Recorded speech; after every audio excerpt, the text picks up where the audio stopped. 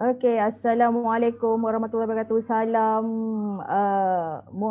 bukan muafakat Johor je Okey, salam Malaysia prihatin bersempena dengan Hari Kemerdekaan. Okey, terima kasih kepada usahawan-usahawan yang join study live saya hari ini. Saya boleh nampak banyak daripada kita ada. Hai, Waalaikumsalam Puan Halifah Abdul Latif. Waalaikumsalam uh, Puan Syazaliana, ini adalah one of usahawan-usahawan saya. Terima kasih yang datang bersama saya. Okey, hari ini special dibawakan di Perbadanan Usahawan Johor Serian Berhad di FB page mereka. So hari ini saya akan kongsikan bagaimana anda boleh memasarkan produk anda dan teknik yang boleh dipasarkan ataupun cara yang bersesuaian semasa pasca COVID-19 ini. Okey. Okey, jom. Okey, kita belajar sama-sama hari ini. Saya sharekan input yang boleh digunakan untuk perniagaan anda.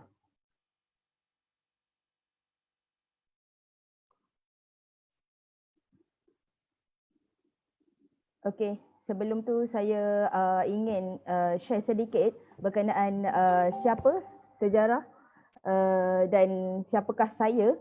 Okey, nama saya Siti Nurhazani, boleh panggil saya Wani atau Iwan. Saya daripada NH Evo Resources. Yang mana sebagai konsultan perniagaan kepada usahawan-usahawan, saya membantu usahawan-usahawan untuk mendapatkan ilmu berkenaan dengan asas ataupun fundamental keusahawanan dari basic pentadbiran sehinggalah ke pemasaran, ya, sama ada pemasaran secara offline ataupun secara digital menggunakan internet. Okey, so mari kita ke input kita hari ini. Macam mana anda nak memasarkan produk anda, ya, dalam waktu pandemik ataupun kita kata pasca pandemik COVID-19 ni, apa yang anda perlu lakukan? Sebab kita perlu menekankan balik, okey, melihat balik dari segi new norm yang kita perlu tekankan dalam perniagaan kita.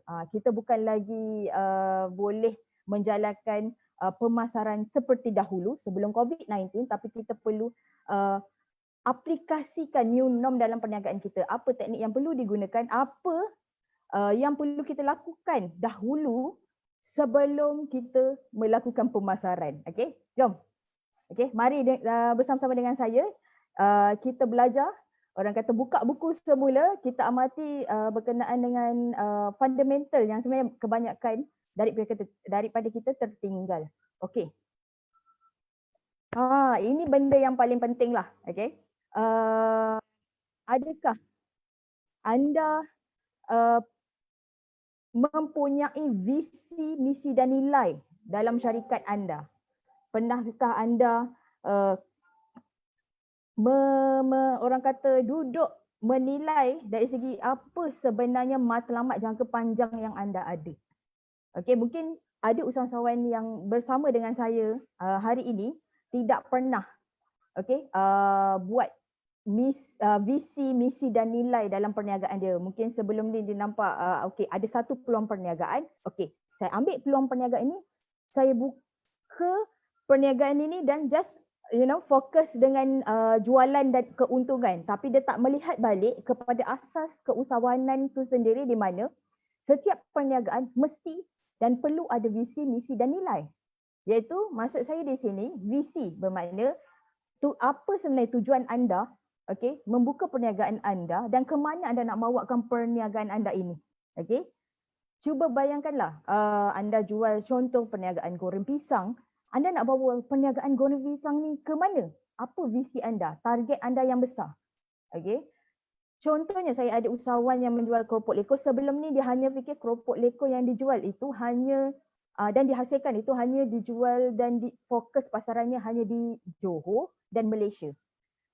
Dan pada beliau beliau rasa produk ini hanya perniagaan biasa. Sedangkan bila dia menanamkan visi atau matlamat jangka panjang di dalam perniagaan keropok leko dia ni, dia boleh nampak yang perniagaan keropok leko ni yang dihasilkan boleh dipasarkan ke satu apa orang kata kawasan yang luar jangka seperti di luar negara. Kita ada Singapura, Indonesia, Brunei dan sebagainya. Sebab itu usaha ni yang mana saya coaching, saya tekankan bahawa visi, misi dan nilai itu sangat penting. So, okay. Yang ada sekarang ni dengan saya yang live, hai, waalaikumsalam, ada yang memberi salam ya, hai semua. Okay. Okay, mari kita lihat balik kepada perniagaan kita. Anda tengok balik perniagaan anda masing-masing. Anda ada visi?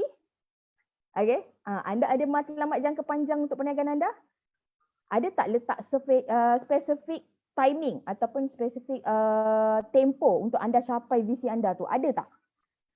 Kalau belum, anda kena buat. Waktu pasca COVID-19 ini yang perlu anda buat untuk tengok balik perniagaan anda. Apa sebenarnya anda nak capai? Contoh kata, okay, tadi perniagaan keropok lekor yang saya bagi contoh tadi, okay, perniagaan keropok lekor ini dia visi dia matlamat jangka panjang dia selepas dia melalui sesi coaching, dia letakkan dekat situ, okay, dalam masa 3 tahun, maksudnya 2023, dia akan pastikan perniagaan dia sudah masuk ke pasaran Asia Tenggara. Jadi dekat situ dia ada visi yang sangat besar. Bermaksud dia akan mengambil tindakan dan juga orang kata langkah-langkah untuk memastikan dia punya produk masuk ke Asia Tenggara seperti yang dah ditekankan dalam matlamat jangka panjang beliau. Okey. Okey, seterusnya kita kepada misi. Misi ni. Okey, ada juga usahawan yang cakap, okey, buat tapi setakat buat aja. Okey, kita berniaga bukan setakat buat aja. Kita kena berniaga sehingga kita dapat memberi manfaat kepada banyak komuniti akan datang. Dan juga kita nak pastikan perniagaan kita ni sustain. Ada sustainability plan supaya benda ni akan lebih lama. Sebab tu kita perlukan visi. Okay?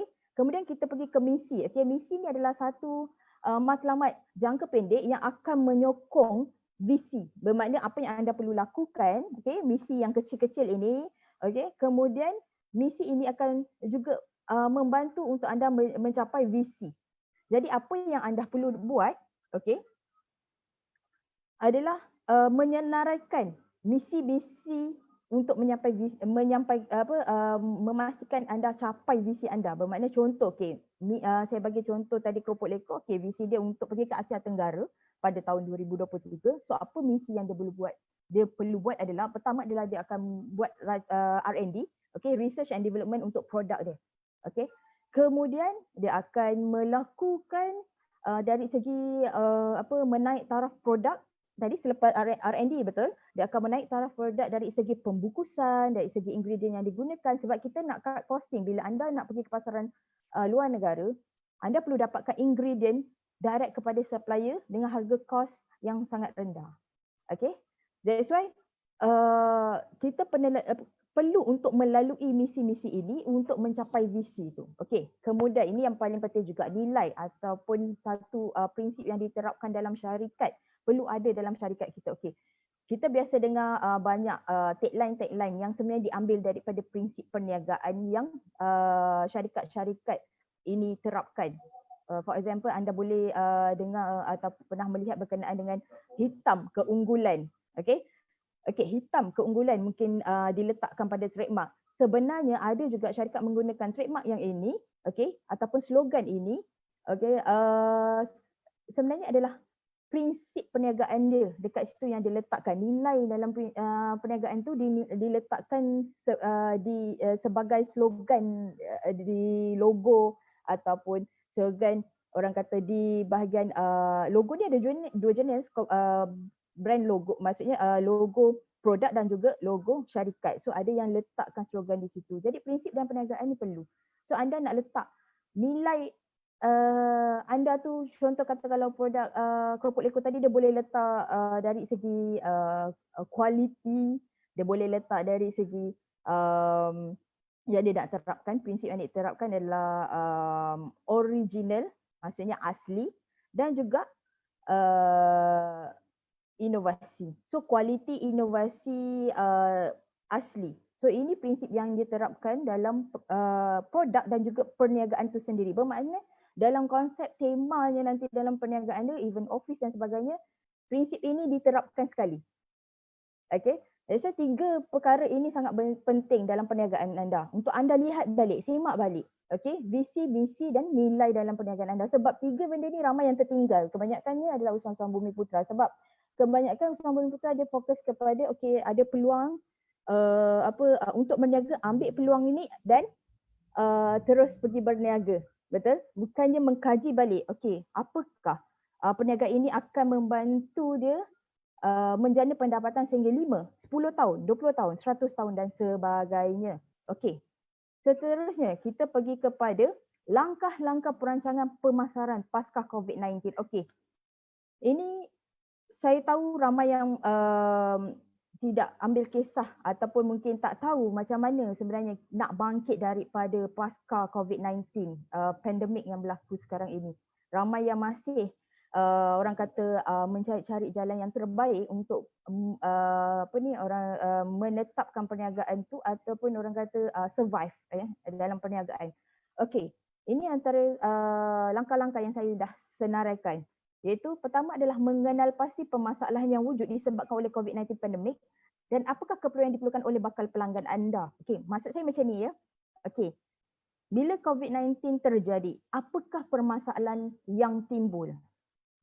Okey, contohnya susah nak mendapatkan makanan-makanan yang sihat, susah nak dapatkan bekalan produk-produk tertentu. So, ini adalah peluang bagi usahawan untuk menggunakan produk dan perkhidmatan yang anda ada sebagai jalan penyelesaian untuk membantu bakal pelanggan anda.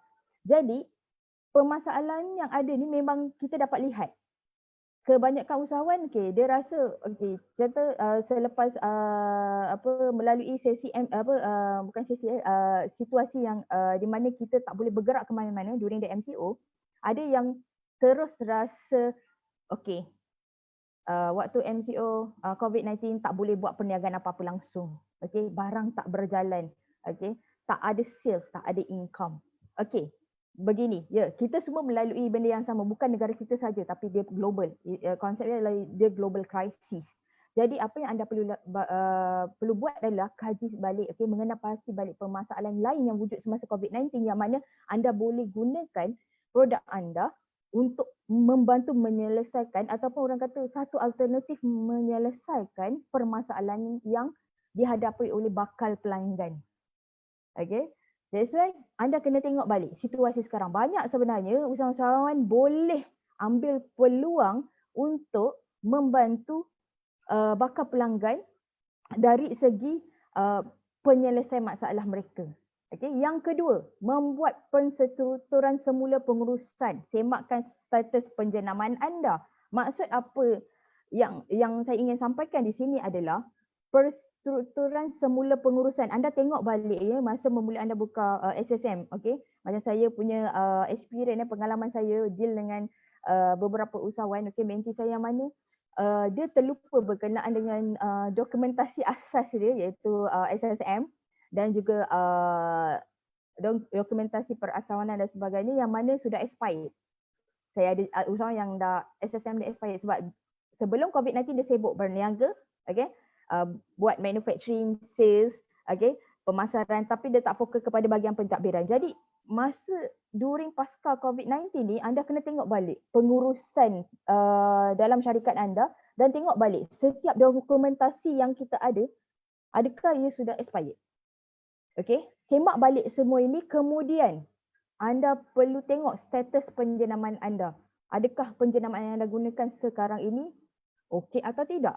Ataupun penjenamaan ini akan bagi adakah penjenamaan ini affected by COVID-19, maksudnya dia terganggu kerana COVID-19. Jadi nak kena tengok balik dari segi penjenamaan tu, status penjenamaan tu. Di mana letaknya sekarang perniagaan anda, penjenamaan perniagaan anda di dalam pasaran. Dan anda boleh menggunakan business model canvas dan SWOT analysis untuk membuat penstrukturan semula pengurusan. dan semakkan status penjenamaan anda. Kenapa saya buka pasal BMC, Business Model Canvas? Sebab ramai sebenarnya tertinggal berkenaan BMC ni. Seharusnya BMC ini dibuat sebelum anda buat perniagaan. Tapi kerana kita dah peluang datang, kebanyakan daripada kita peluang datang untuk berniaga, kita terus berniaga. Jadi kita tak melalui analisis yang dari segi kita nak buat BMC, SWOT analysis, kita tertinggal benda tu. So during pasca COVID-19 ni, semasa pasca COVID-19 kita kena duduk dan lihat balik sebenarnya. Sebab bila anda go through business model canvas dan SWOT analysis, apa yang anda akan nampak adalah dari segi apa sebenarnya yang anda perlukan, macam mana sebenarnya anda nak create revenue dekat situ, dan bagaimana anda nak tahu channeling pemasaran yang bersesuaian yang anda boleh gunakan semasa pasca COVID-19 ni. Dan anda akan nampak bila anda buat SWOT, iaitu SWOT analisis dari segi kekuatan, kelemahan, peluang dan ancaman yang anda tahu dalam perniagaan dan juga produk anda, apa yang akan berlaku adalah anda akan dapat detect kat situ, produk anda sebenarnya ada cara nak dipasarkan. Mungkin sebelum ni tak nampak, kita hanya copy paste pemasaran orang lain. Tapi bila kita tengok betul-betul balik, kita study balik produk kita study balik, kita belajar balik kita punya perniagaan, tentang perniagaan kita, perniagaan masing-masing, usaha masing-masing, anda akan dapat lihat, rupanya perniagaan kita ada kekuatan yang macam ni. Ada kelemahan. So kelemahan ni macam mana kita nak orang kata perbaiki. Kita pergi kursus-kursus yang disediakan oleh agensi. Untuk pengetahuan semua, banyak kursus yang disediakan. Even PUJB juga ada share dengan anda berkenaan kursus-kursus yang disediakan. Sekarang ni pun ada kursus daripada InScan dan juga agensi-agensi lain, Mardi, Pharma dan sebagainya. Jadi kelemahan yang anda ni, anda boleh upgrade ataupun orang kata improve balik melalui kursus-kursus ilmu yang disediakan. Walaupun mungkin ada yang dekat sini macam cakap, malas lah nak belajar lagi. Tapi kita dalam life kita sendiri, learning process itu perlu. Pembelajaran itu perlu untuk kita improve. Ketiga, membuat kajian semula dan analisa berkenaan produk killer anda yang dapat memberi manfaat dan sebagai salah satu alternatif penyelesaian masalah. Maksud saya di sini adalah ada kena buat kajian semula produk killer. Apa maksud saya produk killer? Bukan produk membunuh ya. Produk killer adalah contohnya anda ada 20 jenis produk atau 20 jenis SKU. Mana SKU yang actually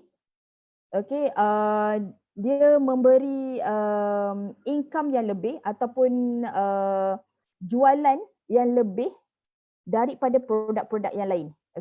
Contribution dia kepada perniagaan itu dari segi penjanaan pendapatan, sales dia dan sebagainya. So dekat sini mungkin dulu sebelum COVID produk killer anda lain. For example, saya cerita balik, saya menggunakan saya punya mentee punya produk contoh. Contoh tadi yang saya cakap keropok leko. Sebelum COVID-19 berlaku, dia punya produk killer dia adalah yang dari segi keropok leko gorengan yang sudah siap digoreng, dengan beberapa menu. Dari segi produk keropok leko frozen tak beberapa mendapat sambutan. Kenapa? Sebab ada juga yang daripada kedai-kedai frozen yang dia hantar, kedai frozen feedback kat dia, jenama tak popular, tak ada orang nak beli. Jadi kedai frozen pulangkan balik produk dia. Cuba bayangkan anda dah letak produk anda di platform orang kata pemasaran yang ada, kedai-kedai ataupun kedai-kedai frozen ataupun mungkin shopping complex ataupun mungkin di bazar-bazar ataupun car boot sales, tiba-tiba anda tumpang produk anda, tiba yang tolong jualkan feedback dekat anda, produk kau tak boleh jual lah sebabnya tak terkenal. So apa yang berlaku lah, usahawan ini down sebab pada dia nak menumpukan kepada pengeluaran produk keropok leko frozen berbanding keropok leko yang dah masak. Jadi apa yang berlaku semasa COVID-19 adalah dia study balik. So masa COVID-19 kebanyakan pergerakan kita sangat-sangat terhad. Jadi apa yang berlaku, dia cuba study balik, belajar balik berkenaan produk dia dan dia dapat kena pasti bahawa now is the time aku nak push produk keropok leko frozen. So apa yang dia buat adalah sebelum kuat-kuasanya MCO pada 18, tak salah saya 18 Mac, dia buat live bersama saya dahulu, live FB, dan dia memberikan promosi-promosi bersempena dengan COVID-19. Okay. Kemudian apa yang berlaku adalah sepanjang COVID-19 MCO, kita ada PKPP, PKPB, sale produk frozen dia naik sehingga 300%. Kenapa? Sebab dia dah tahu sebenarnya dekat situ dia dah buat analisis, SWOT, dia dah buat BMC. Oh, kekuatan produk aku yang untuk keropok leko frozen ni macam ni, dan aku perlu menggunakan pemasaran yang bagaimana. Jadi dekat situ actually memberi peluang kepada dia untuk mengatur penstrukturan dari segi strategi perniagaan dia, pengurusan dan juga pemasaran on the spot. Okay. Seterusnya adalah dari segi semak market trend bagi produk killer anda melalui Google Trend. Kita ada survey, nil petal, SEO dan sebagainya untuk mengetahui plot permintaan, demand produk anda dan keadaan momentum pasaran terkini. Sebab anda tak boleh push pemasaran anda ikut kepada sebelum COVID-19. Tak boleh. Bendanya tak sama. Okay. Jadi anda kena tengok balik, anda dah kena pasti killer produk anda. Apa yang anda perlu buat adalah anda kena semak balik market trend bagi produk killer anda yang baru ni. Okay, bukan terus pasarkan bukan. Tapi anda kena tengok balik. Okay, search dekat Google Trend, contoh kata yang tadi keropok leko, okay, keropok leko frozen. Mana yang mendapat searching yang paling ramai, persen dekat situ, dan anda nak tengok kawasan mana untuk anda buat market segmentation. Okay, dan last sekali adalah kena pasti pesaing, kompetitor produk anda dan cara pemasaran yang digunakan oleh pesaing. Okay. Bila anda dapat kena pasti pesaing pesaing kompetitor produk bagi produk anda dan cara pemasaran yang digunakan oleh pesaing, seterusnya anda kena buat apa? Okey, last sekali sebenarnya dia dah ada 5 step actually. Okey, last sekali anda kena buat adalah plan penstrukturan pemasaran berkala. So anda kena buat plan penstrukturan pemasaran berkala. Jadi setiap mungkin 6 bulan atau setiap 3 bulan anda akan review balik anda punya plan pemasaran anda. Kemudian anda akan tengok balik, adakah pemasaran ni, strategi pemasaran yang anda letakkan atau digunakan semasa 3 bulan ni masih relevan untuk anda continue 3 bulan akan datang. That's why kita sebagai usahawan anda tahu dan anda kena faham sebenarnya usahawan bermaksud entrepreneur. Okay, dalam konsep keusahawanan anda perlu buat daripada scratch. Maksudnya anda lah yang perlu buat kajian dan juga analisis serta semakkan semula berkenaan perniagaan anda. Sebab anda yang buka perniagaan anda. Anda yang sebenarnya wujudkan perniagaan anda, bukan orang lain. Jadi lebih baik untuk anda tahu status perniagaan anda, strategi pemasaran yang anda perlu gunakan dan juga pesaing anda. Bagaimana anda nak compete dengan pesaing anda tapi dengan cara yang sihat lah. Bermakna okey, kata pesaing anda conquer pasaran berdekatan anda mungkin 70% dan sebagainya. Anda tak perlu push pemasaran anda dari situ tapi anda create the blue ocean. Maksudnya pergi kepada market yang baru melalui market segmentation yang baru. Okay, seterusnya. Okay, mungkin yang ni saya just highlight je. Mungkin ramai yang ada di sini tak tahu, apa tu BMC? Okay, BMC ada Business Model Canvas. Okay, ini adalah contoh Business Model Canvas yang anda boleh dapatkan di Google ataupun anda boleh mungkin minta agensi seperti PUJB ni untuk adakan kursus Business Model Canvas untuk anda study balik berkenaan perniagaan anda. Sebab dalam BMC ni, dia ada key partner, maksudnya siapa yang actually anda boleh bekerjasama dan dalam syarikat anda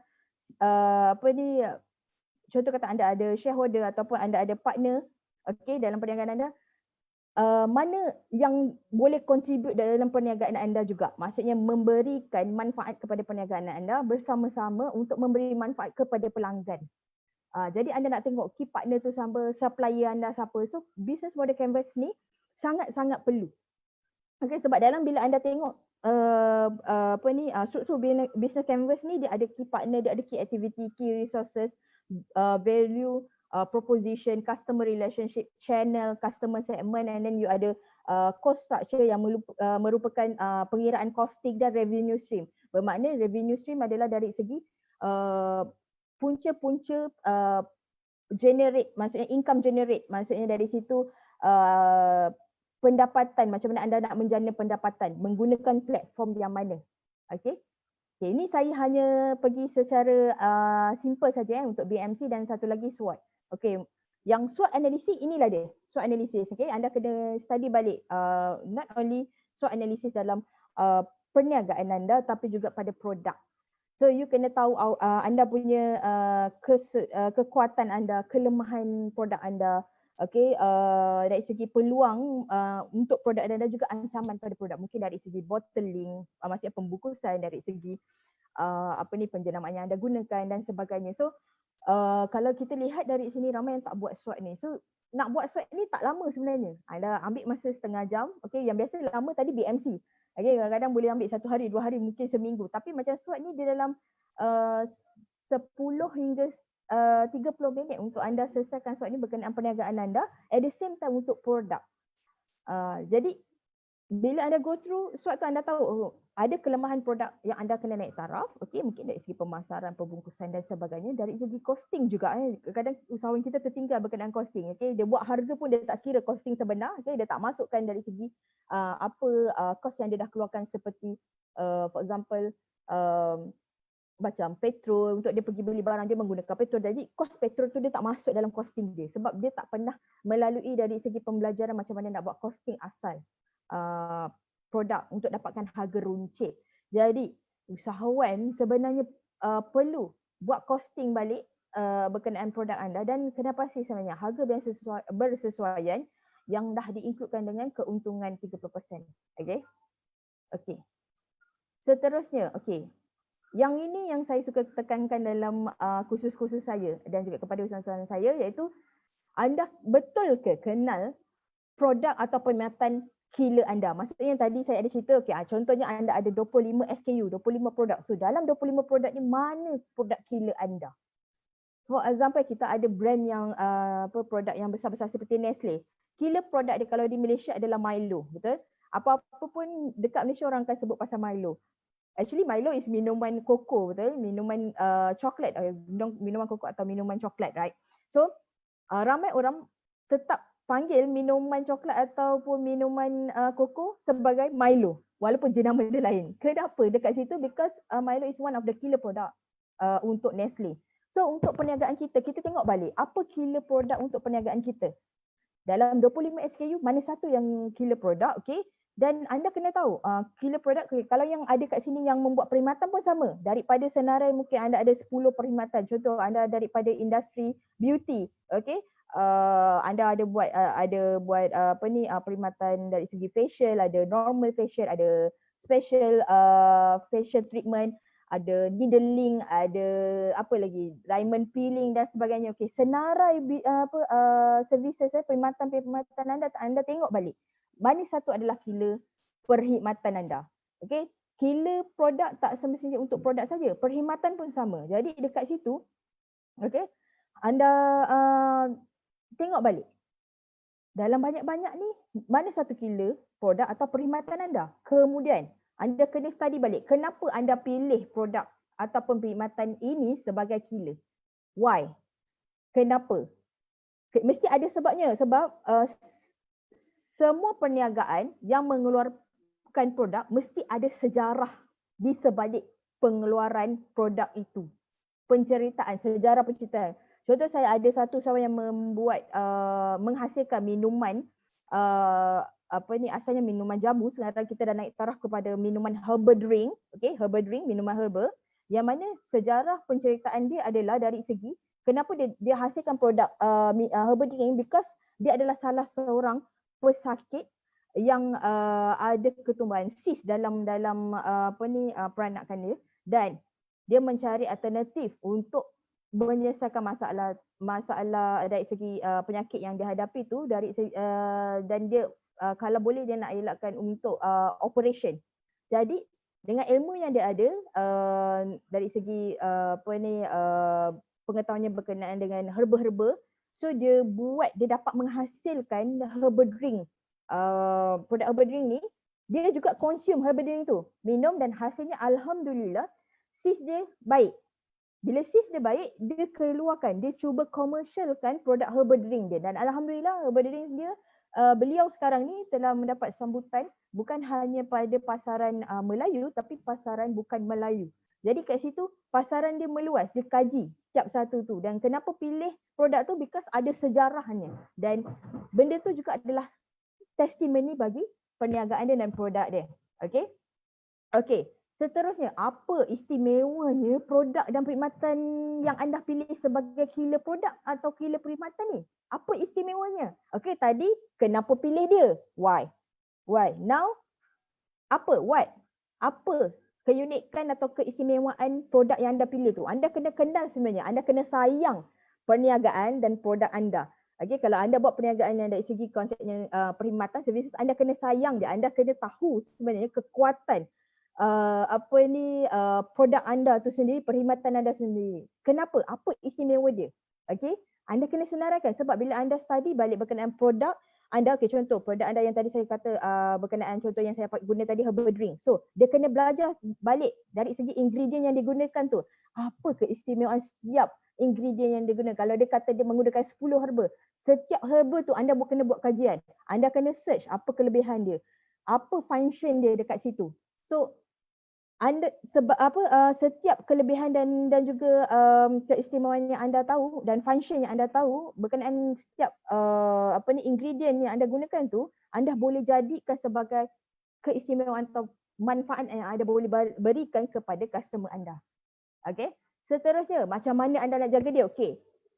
Maksud saya macam mana anda nak jaga dia ni, kalau produk anda adalah dari segi produk-produk trading, makanan, minuman, pakaian dan sebagainya, anda mesti tahu macam mana nak mempersembahkannya. Maksud mempersembahkannya adalah dari segi kalau produk makanan dan minuman dari segi packaging. Okay. Dari segi packaging, dari segi anda ada buat lab test ke tidak, anda ada dapatkan persijilan halal certificate ke tidak, hygiene, okay, especially makanan dan minuman. Saya selalu tegur usaha saya dari segi produk hygiene. Cara anda kendalikan produk-produk makanan yang anda hasilkan, makanan dan minuman yang anda hasilkan sebelum anda packaging tu, anda kena ada hygienist kat situ, bukannya main okay pakai tangan letak je masuk dalam plastik, lepas tu sterilkan dia and then pergi jual. No, itu cara yang salah. Sebab bila anda handling produk, maksudnya mengendalikan setiap produk makanan dan minuman yang anda hasilkan dengan cara yang tidak bersih, apa yang berlaku, dia akan efek kepada pengguna. Dia akan efek. Jadi anda kena jaga setiap benda tu, okey, dari segi packaging, okey, produk anda punya persijilan dan sebagainya. Okey. Seterusnya, ke mana anda nak bawa dia? Ini akan berkait dengan visi dengan misi yang saya cakap tadi. Okey, anda nak bawa perniagaan anda ni ke mana? Produk anda ke mana? Ke peringkat mana? Okey, ke seluruh pasaran Malaysia ataupun nak bawa ke luar negara? Okey, kalau ke luar negara, berapa negara yang anda nak pergi? Okey, nak pergi Dubai, Australia, nak pergi China, nak pergi mana lagi? Yang anda nak pergi tu anda kena senaraikan, anda kena visualkan benda tu. Kenapa? Sebab ini berkait dengan visi anda dan juga ia juga berkenaan dengan pendapatan anda akan datang. Jadi 5 pertanyaan saya ini iaitu berkenaan apakah produk atau perkhidmatan killer anda, kenapa pilih produk atau perkhidmatan killer yang tadi tu, okay, apa istimewanya dia, macam mana anda jaga dia dan ke mana anda nak bawa dia. Ini benda yang sangat penting sebab anda kena kenal produk dan perkhidmatan yang anda jual, okay, yang anda hasilkan. Bukan main hasilkan produk dan terus jual, no. Anda kena sayang, okay, kebanyakan usahawan yang berjaya, kalau anda minta dia cerita berkenaan di sebalik sejarah produk yang dihasilkan, okay, tak kira produk tu makanan, minuman ataupun produk-produk daripada industri yang lain, fashion dan sebagainya, dia ada penceritaan dan dia akan cakap, okay, kenapa saya jaga produk saya, okay, kenapa saya jaga jenama saya, jenama didaftarkan di MyIPO untuk memastikan tiada orang copy paste, okay, itu cara menjaga produk dan perniagaan anda, okay. Seterusnya, okey, yang ni saya suka tekankan kepada usahawan-usahawan saya dari segi Blue Ocean Strategy. Saya sangat suka tekankan benda ni sebab macam ni, okey, kita di Malaysia ni dah terlalu banyak lambatkan produk yang sama. So apa yang kita boleh buat, bukan saya suruh tukar produk, bukan, tukar pasaran.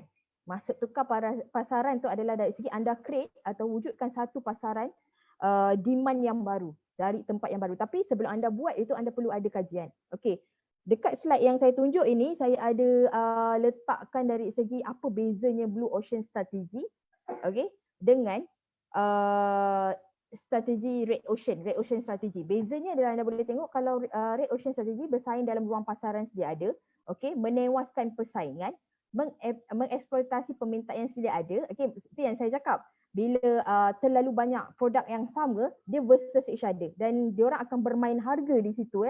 Okay, membuat kos atau nilai keseimbangan perdagangan, menyelaraskan keseluruhan sistem aktiviti syarikat dengan pilihan perbezaan strategik ataupun kos yang rendah. Okey, ni maksud dia macam ni. Red ocean ni dia menyebabkan kita akan kill quality produk kita dan juga harga kita. Itu yang kadang-kadang usahawan bila jual produk, dia tak dapat untung yang banyak ataupun sometimes dia jual ni dia nak pastikan dia dapat modal je tapi untung tak ada. Jadi kenapa anda nak meniaga kalau untung tak ada? Sedangkan untung tu anda perlu untuk anda gunakan bagi pemasaran, gaji, overhead dan sebagainya. Untuk akan datang lah kan. Maksudnya anda nak tambahkan pekerja, anda kena ada keuntungan lebih kat situ. Kalau tak, anda tak boleh nak besarkan perniagaan. Jadi the best is anda create pasaran baru menggunakan Blue Ocean Strategy. Maksudnya anda mencipta ruang pasaran yang belum diterokai, okey. Kemudian okey, anda membuat persaingan yang tidak relevan kepada yang relevan. Maksudnya orang fikir macam produk anda tak boleh, macam contoh macam yang herbal drink tadi. Okey, herbal drink ni dia fikir produk dia yang dia keluarkan adalah fokus untuk pasaran Melayu saja. Mula-mula dia tanpa sedar, dia tak tahu pun yang sebenarnya bangsa lain juga atau pasaran lain juga berminat untuk tahu pasal herbal drink. Okay. So dia hanya fokus pada Melayu dan saya cakap dia saya beri peluang kepada dia untuk dia buat presentation kepada klien saya yang bukan dari pasaran Melayu. Maksudnya pasaran yang bukan Melayu. So bila dia bagi klien saya rasa dan klien saya feedback dekat dia, hey, minuman herbal ni lebih baik daripada rasa dia lebih baik daripada herbal Cina sebab dia kata dia tak pernah rasa herbal drink yang dihasilkan dengan herbal Melayu. Biasa dia minum herbal drink daripada herbal Cina sebab herbal Cina ni dia pahit sikit daripada herbal Melayu. Jadi dekat situ automatically memberi peluang kepada usahawan ini untuk penetrate pasaran yang baru dari segi produk ni boleh dipasarkan kepada bukan Melayu. Sebab bukan Melayu juga memerlukan produk anda. Tapi kalau anda tak pasarkan, anda tak perkenalkan produk anda, macam mana mereka nak tahu produk anda wujud? Macam mana diorang nak beli produk anda sedangkan anda takut dan tak yakin berkenaan produk anda sendiri untuk dipasarkan ke pasaran yang lain. Okay. Seterusnya mencipta dan mewujudkan permintaan baru. Yang ini berkait dengan tadi, membuatkan persaingan tidak relevan tu dari segi mewujudkanlah permintaan baru. Yang tadi saya cakap, saya ambil contoh yang herbal drink tadi. Okey, dia tak jangka yang usahawan klien saya yang dari pasaran baru ini nak produk tu dimasukkan di tempat dia, di salon dia. Okey, kita tak pernah jangka yang herbal drink boleh dijual di salon, especially salon rambut, potong rambut now herbal drink boleh didapati di herbal drink beliau boleh didapati di salon potong rambut. Okay, so itu adalah satu pendekatan baru, maksudnya dari segi mewujudkan permintaan baru. Okey, seterusnya memecahkan atau melangkau kos nilai keseimbangan perdagangan, bermakna itu break even. Okey, kita kira dari segi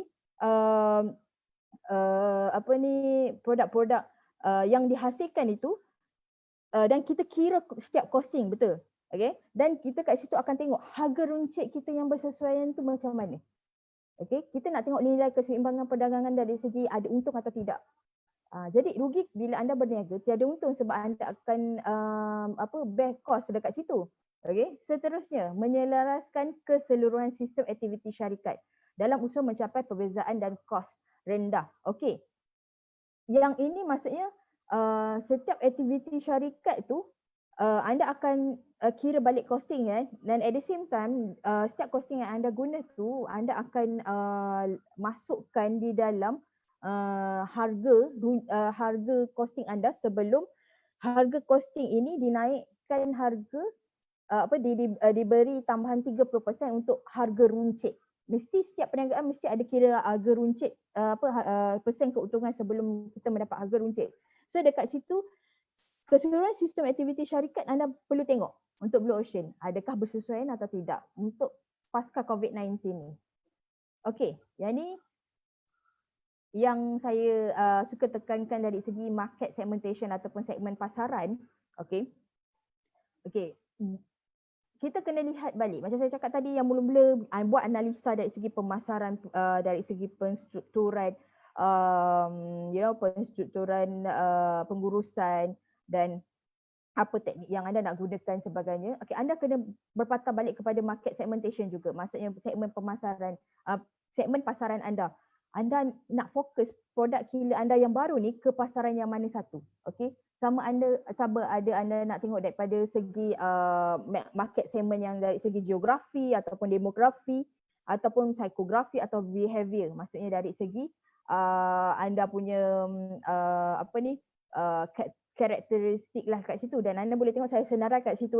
Kalau geografi kita akan tengok dari segi produk kita tu boleh kita nak fokus dari segi pasaran ataupun target market yang mana, mengikut apa, adakah mengikut country yang maksudnya mengikut negara, nation, nationality, okay, state ataupun negeri ataupun region ataupun city, bandar ataupun neighborhood. Maksudnya kawasan, dari segi kawasan mungkin kita nak jual perniagaan kita di kawasan Ulu Tiram saja.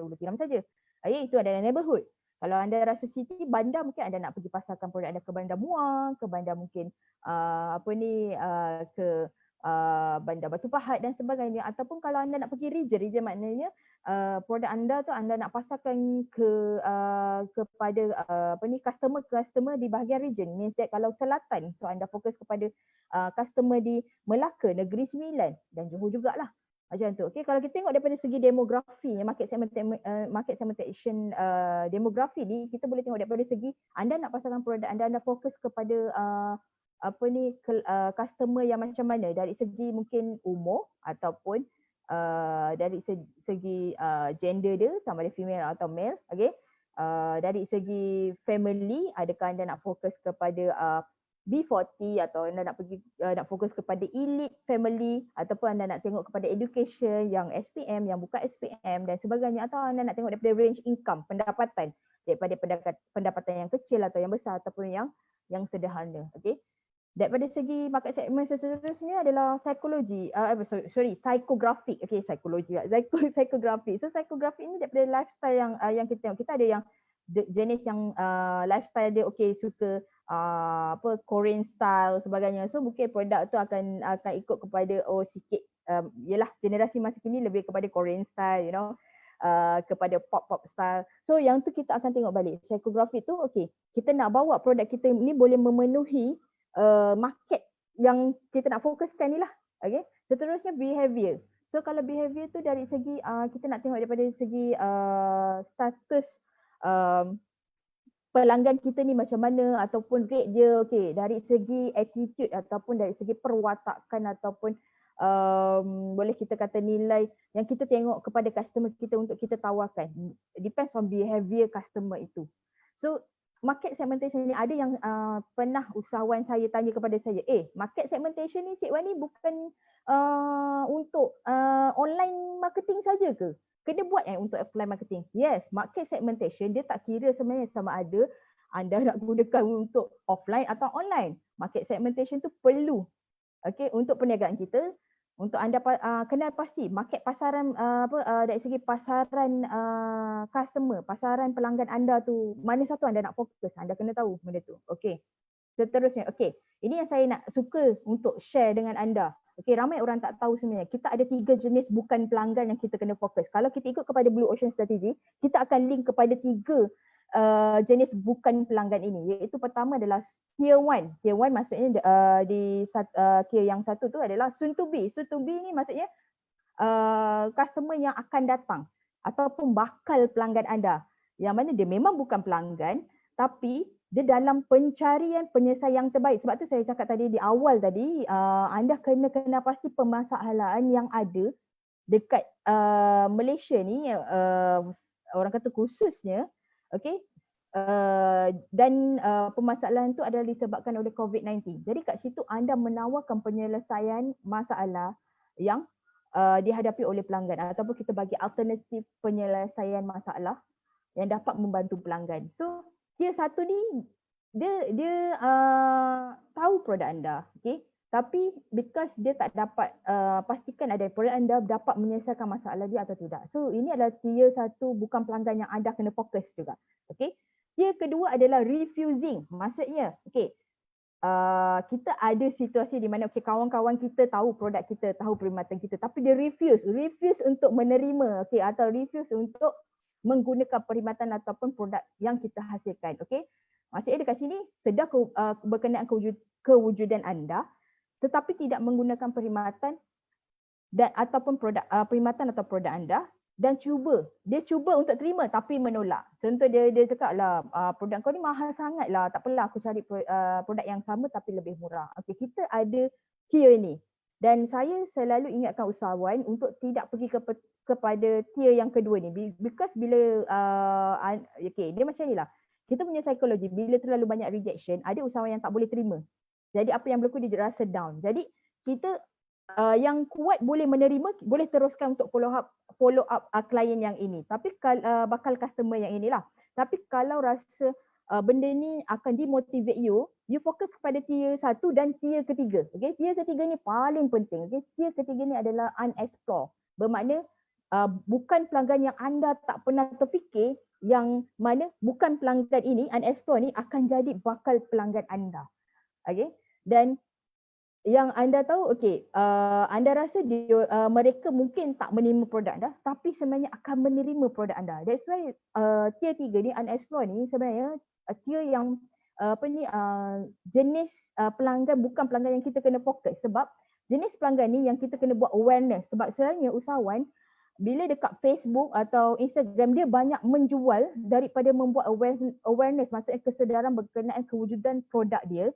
Okay, produk yang dihasilkan dan juga perkhidmatan yang dihasilkan, dan dia tak educate, maksudnya tak memberi knowledge, ilmu dan informasi berkenaan dengan perniagaan dan kebaikan produk yang dihasilkan kepada pelanggan. Yang dia tahu, dia ambil copywriting, dia jual hanya untuk jual. Okay, benda ni supposedly kita kena ambil tanggungjawab. Okay, sebab customer yang tak pernah tahu ni, dia nak tahu pasal produk kita tapi sebab tak pernah diberi kesempatan untuk tahu. Jadi dekat sini anda kena orang kata ambil peluang untuk pergi ke pasaran bukan pelanggan yang ini. Okay. Seterusnya kita pergi kepada pemasaran. Okay, pemasaran apa yang anda nak gunakan? Saya ada senaraikan, saya just senaraikan secara orang kata general. Saya tak pergi kepada satu-satu sebab kita pun cuma ada tinggal masa maybe about beberapa minit je lagi. So pemasaran kita ada offline dengan online. So offline biasanya kita tengah COVID kita mungkin tak ada peluang untuk buat pameran jualan dan booth, tapi kita boleh fokus kepada jaringan networking yang ada. Contoh kita ada networking NGO usahawan, kita ada networking korporasi, kita ada networking daripada international, jaringan international. So kat situ anda kena kedepankan, pergi kepada jaringan-jaringan ini. Okey, jangan hanya fokus kepada jaringan Bumi Putra, tapi jaringan non Bumi Putra pun anda kena masuk, jaringan international pun anda kena masuk. Sebab anda nak datang ke jaringan ini, okay, networking ini untuk mempromosikan atau memperkenalkan perniagaan anda, bukannya untuk orang kata bersosial dan sebagainya. No, anda nak memberitahu bahawa kewujudan perniagaan anda dan produk serta perkhidmatan anda. Okey, seterusnya adalah corporate, NGO dan korporasi. Dan kertas kerja kepada industri. Ramai yang tak ambil kisah berkenaan business plan dalam perniagaan. So business plan ni sangat penting. So kertas kerja perancangan perniagaan ni perlu untuk anda pergi hantar kepada industri, dan juga sekarang kita ada banyak geran dan juga investor yang tengah mencari perniagaan mereka boleh invest. Jadi business plan itu perlu. Itu salah satu pemasaran juga. Okay. Seterusnya inovasi produk, dan last kali saya letakkan tender kerajaan lah. Okay. Dan online, yes. Tentunya media sosial.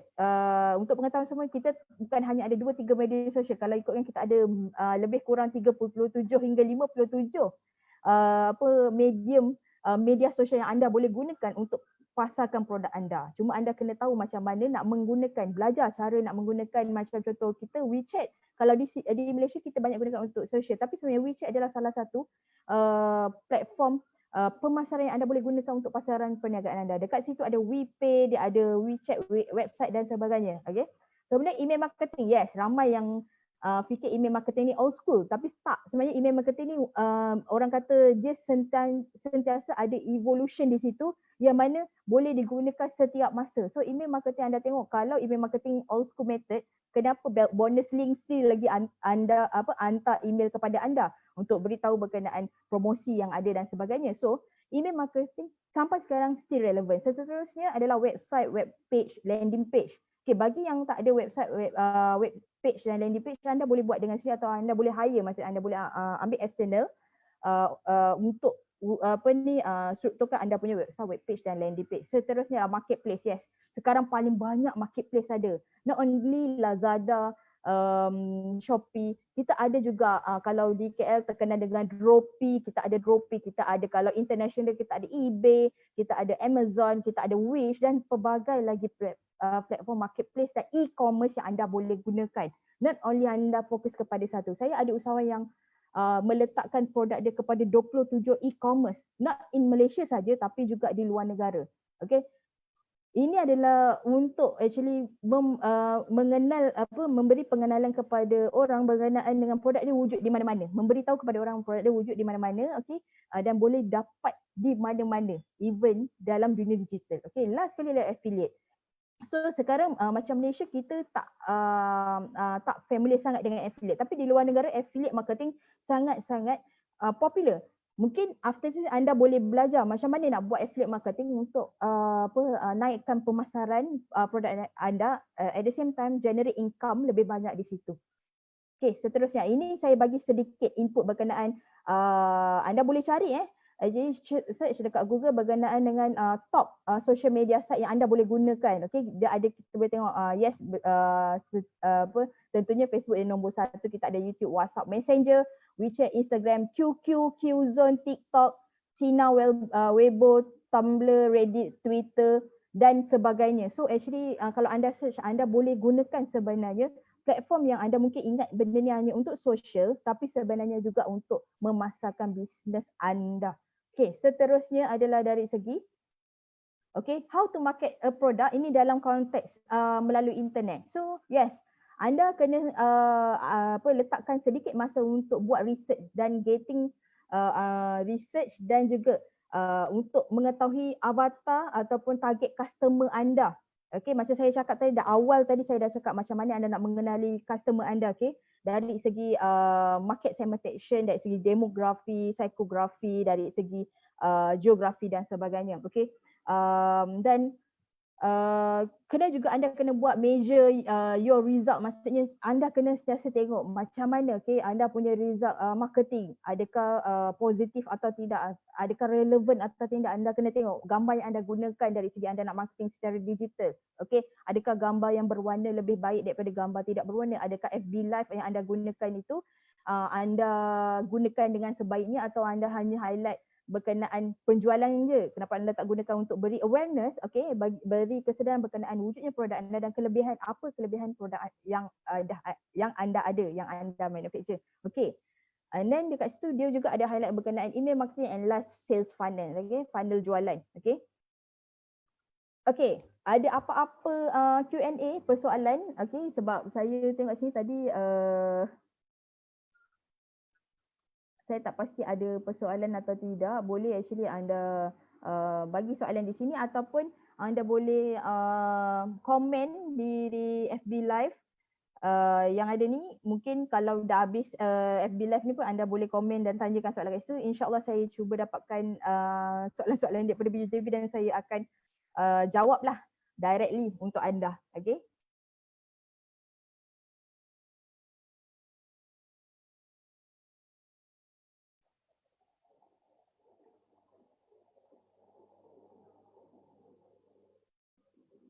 Hai. Assalamualaikum, waalaikumsalam ya. Bagi yang baru live, join live FB bersama dengan PUJB ni. Terima kasih. Mendengar dan orang kata belajar bersama pada hari ini. Rasanya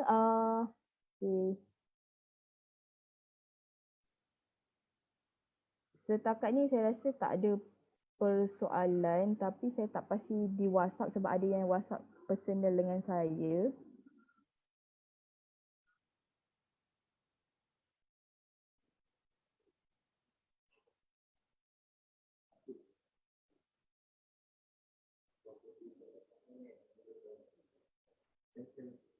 Okey, ada yang bertanya berkenaan dengan market segmentation yang saya dapat dekat WhatsApp saya ni. Okey.